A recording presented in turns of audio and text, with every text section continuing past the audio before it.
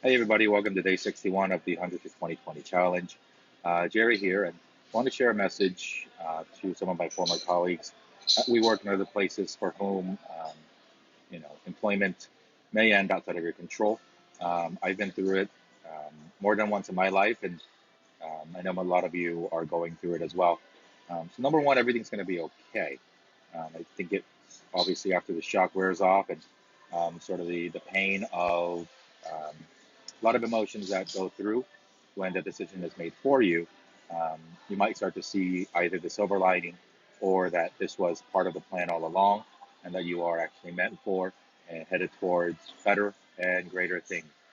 And two, um, and this is why I stress so much that we as professionals, students, whatever it is that you do, so critical that you build your own identity, your self confidence, and um, your values around who you are outside of company affiliations, school affiliations, because things like this do happen all the time where for things way outside of your control, um, in the case of WeWork and other organizations, employment may end and it has nothing to do with you.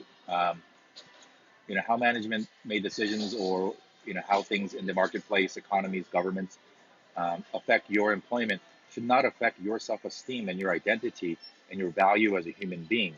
There's so many great, awesome human beings that I've met while working there and I've kept in touch with. It's really sad to see some of them go through a tough day yesterday, but they're meant for greater things.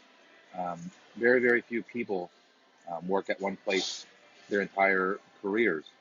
Um, Companies that we identify with and tie our identities with didn't exist a little while ago and may not exist in the future. Yet we are conditioned to have pride and almost live out the values of the company, more so prioritizing that than living out the values and the identities that are humanely us. So I wish everybody well. If you do want to talk, um, let me know.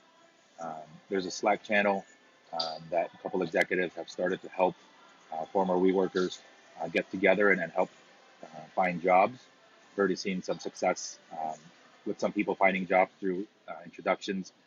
I've got a couple coffee dates lined up next week with former colleagues to catch up on things and see how I can help. So please do reach out.